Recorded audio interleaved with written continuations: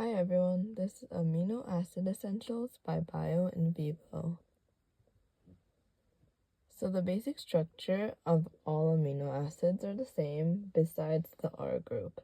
So they all have a central carbon and then the carboxyl group where the dehydration reactions occur when they make the proteins out of amino acids. And then there's the amino group, and the side chain or the R group is what distinguishes each amino acid. Also, each amino acid can become ionized, especially the electrically charged amino acids, including the negatively charged acidic amino acids and the positively charged basic amino acids. So, going deeper into the polarities and sharing mnemonics so that you guys can remember it easily. So the nonpolar amino acids, I like to use GLAMP-FLIV, which is a mnemonic that sounds like glamping. So G stands for glycine, L for leucine, A for alanine, M for methionine, P for proline, F for phenylalanine, W for tryptophan, I for isoleucine, and V for valine. Now, the letters on the sides are just their one-letter unique recognition codes, but you do not have to remember these. And then for the polar amino acids, I like to use STATS GC, which stands for Google Classroom, for all you AP Stats takers out there. But the STATS GC mnemonic does not match the one-letter codes. So if you think of a better one, please leave it in the comments. But S is for serine, T threonine, A asparagine, T tyrosine, S selenocysteine, G glutamine, and C cysteine.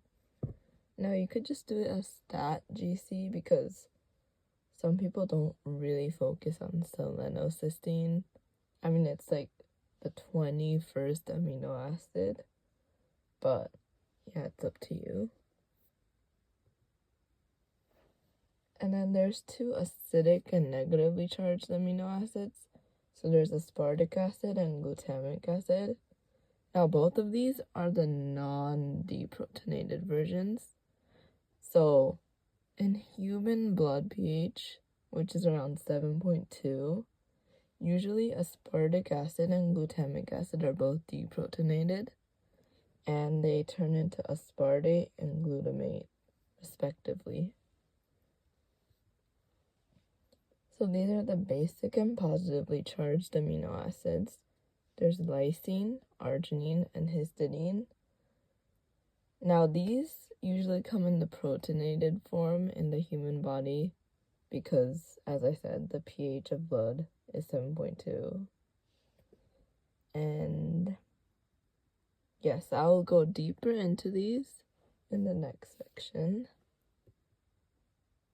So, essential amino acids. So there are two major mnemonics for the essential amino acids. And by the way, essential amino acids means that the body cannot produce much, if at all, of the amino acid. So usually you have to take these in with your diet. But the most commonly used one is Put-Tim-Hol. Now, I don't really like this one because there's a bit of ambiguity with the T's, but P stands for phenylalanine, V valine, T tryptophan, T threonine, I isoleucine, M methionine, H histidine, A arginine, L lysine, and L leucine. Now, arginine is only semi-essential. I believe it's crucial in like newborn development, and yeah, there's like a bit of ambiguity with the T's and the L's for this one, so I personally don't recommend this one. I think try this VIP mall would be a bit more helpful. But the L is still like, yeah, you just have to remember like lysine and leucine. But those are the only amino acids that start with L anyway. But, so tryptophan, the first three letters are the same, so that makes it easier. And then this threonine, now it comes with the TH, so I guess it's like easier to remember, the threonine. And then the rest, valine, isoleucine, proline, etc., etc. And then I like how the A is lowercase, so you can be like, oh, it's arginine, but it's only semi-essential because it's lowercase. And then now moving on to random facts. So glycine is the smallest amino acid. It's very flexible, abundant in collagen, and it's not suitable for forming alpha helices because it's small and flexible, so it can't really form like that rigid structure. And next we have proline. So proline is known as the major helix breaker. It is not suitable for the formation of alpha helices, similar to glycine, and it's also a key component of collagen.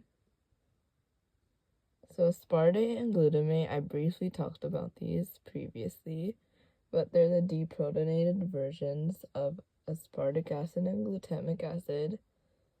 And yes. Oh, and glutamate is a key neurotransmitter. It's the key excitatory neurotransmitter. And it's also a key part of MSG, which stands for monosodium glutamate. And the formation of umami tastes, which is like the taste in meat, fish, you know, the savory taste. And next we have tryptophan.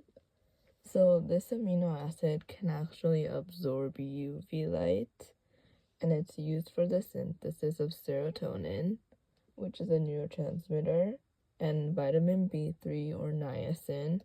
Now vitamin B3 is essential in NAD synthesis, which, if you learned about cellular respiration, NAD is very crucial. And it's also used for the synthesis of melatonin, which is a hormone released by the pineal gland.